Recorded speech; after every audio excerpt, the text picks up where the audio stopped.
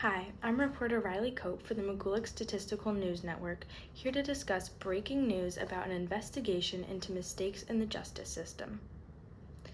Of the thousands of cases that go to trial, most of them, we'd like to believe, correctly prove someone's innocence or guilt. However, that isn't the case in all trials. On one hand, someone can be found guilty when there's stacks of evidence proving their innocence. On the other hand, one can be proven innocent when they actually aren't innocent. Siding with the first scenario is a man named Carlos De Luna. De Luna was a Texan man who was arrested and charged with the stabbing and killing of a store clerk named Wanda Lopez in 1983. De Luna repeatedly claimed his innocence, but was sentenced to death and executed in 1989. 17 years after his death, a report by the Chicago Tribune came out with convincing evidence to prove De Luna's innocence. Following that, a Columbia law professor and his students did a deeper dive into the case and came up with a stack of evidence that they claimed was literally 10 feet high, proving that De Luna wasn't the murderer, but instead it was a man named Carlos Hernandez. Hernandez had a history of assault crimes involving knives and was seen at the store when the murder took place. He also repeatedly confessed to the crime, and one of the jurors knew of him and his violent past. However, him and De Luna looked very similar, causing people to confuse the two suspects, and even leading to the prosecutors calling Hernandez a figment of De Luna's imagination. Because all of this information came out after De Luna's execution, there's no possible way to restitute the wrongful conviction.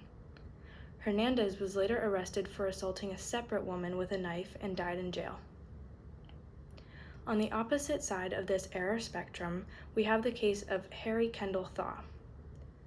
Thaw, a multimillionaire, murdered an architect named Stanford White after Thaw found out his wife and White were having an affair. After fatally shooting White in a widely public place in front of hundreds of people, Thaw yelled that White, quote, had it coming for him. After being advised to plead insanity, the defendant fired his attorney because he wanted to be tried. Thaw was found not guilty on account of temporary insanity and also as a result of his mother paying $500,000 to doctors to deem him temporarily insane. Thaw was later released from the mental institution that he was given a life sentence in, where he went on to beat a 19-year-old boy, which landed him back in the institution. He got out once more, where he later died. Our studies estimate that between 4 to 6% of incarcerated U.S. prisoners are actually innocent. That's 50,000 to 75,000 possibly innocent people behind bars right now. In addition, 4% of the people put on death row are actually innocent, and about 200 people who have been put on death row have been acquitted since 1973. Statistics on wrongfully being proven innocent are less easy to come by. And for physical reference, this is a picture of Carlos Hernandez and Carlos De Luna. De Luna is right here and Hernandez is here. And then this is Harry Kendall Thaw and his wife. Thank you.